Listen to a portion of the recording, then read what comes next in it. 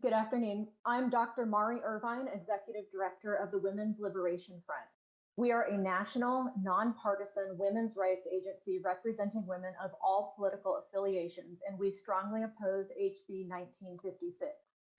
HB 1956 will contribute to a state government system that intentionally suppresses important data in order to serve the special interests of a tiny minority group of men. Transgender, non-binary, and gender non-conforming status is not health information. Gender identity is a personal belief that someone holds about himself or herself. Gender identity is not based on science. It is based on sex stereotypes and personal belief systems. Claiming that gender identity is health information is equivalent to claiming a person's religious identity or political affiliation is health information. Many of the men in women's prisons are predatory and violent. We all deserve to have access to accurate information about the men who are housed in women's prisons.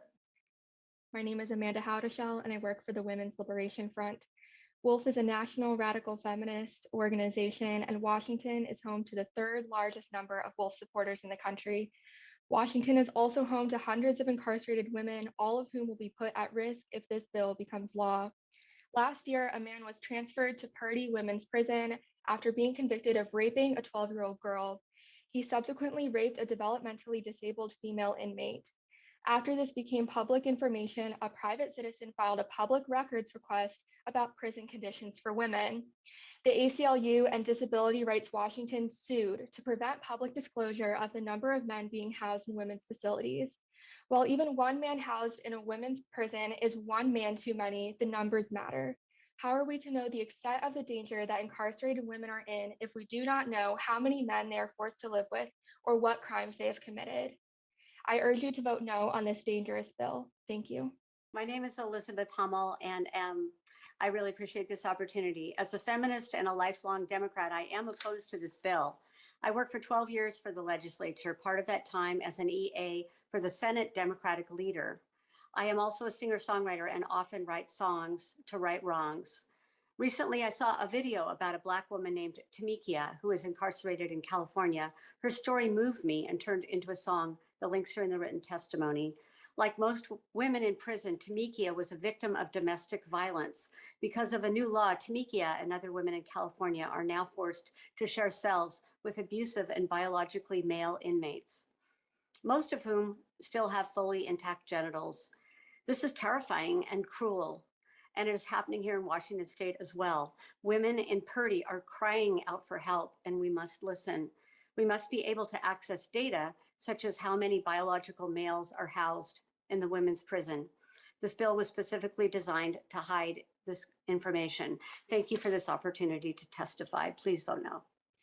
Thank you, Chairman Hunt and committee members, for letting me speak today. My name is Elizabeth Royman, and I oppose this bill as a private citizen. Those who are speaking against it come from across the political spectrum. I myself am a politically moderate feminist. Contrary to what our opponents may say about us, we are not bigots who hate trans people. We simply demand to know how being imprisoned with males impacts the safety and dignity of incarcerated females in our state. We have the right to know this information. Democracy dies in darkness. Authoritarians suppress truth. Democrats should expose it. Gender activists do not want you or the public to know about the nature of individual attacks.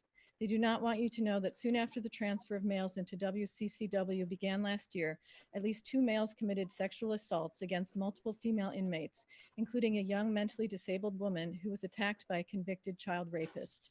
Now female inmates live in fear, threatened with solitary confinement if they speak out. Furthermore, being forced to share quarters with biological males violates the protected religious beliefs of both Muslim and Christian women. Please join me and other feminists in opposing this bill. Thank you.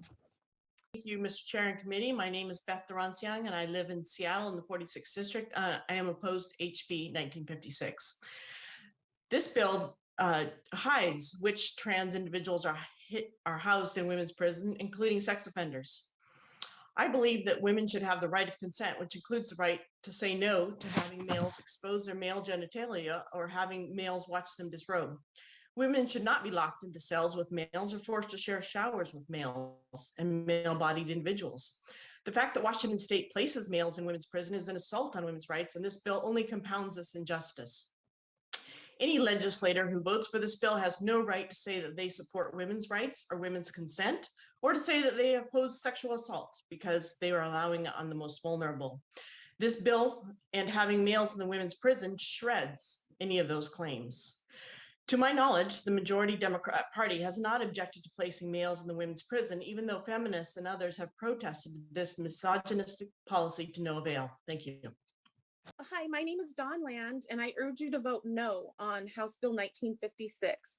According to the ACLU, over 60% of incarcerated females have been victims of sexual abuse and 79% have experienced physical abuse. Incarcerated females are 3 to 4 times more likely than incarcerated males to have experienced abuse.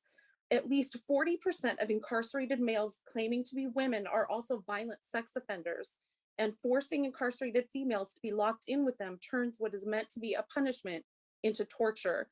1956 takes away the transparency that is the last negligible shred of protection incarcerated females have against force and habitation with males. If 1956 becomes law, imprisoned females will suffer in secrecy from what amounts to be government-sanctioned rape squads with no transparency and no hope of any protection for females. Please vote no on House Bill 1956. Thank you.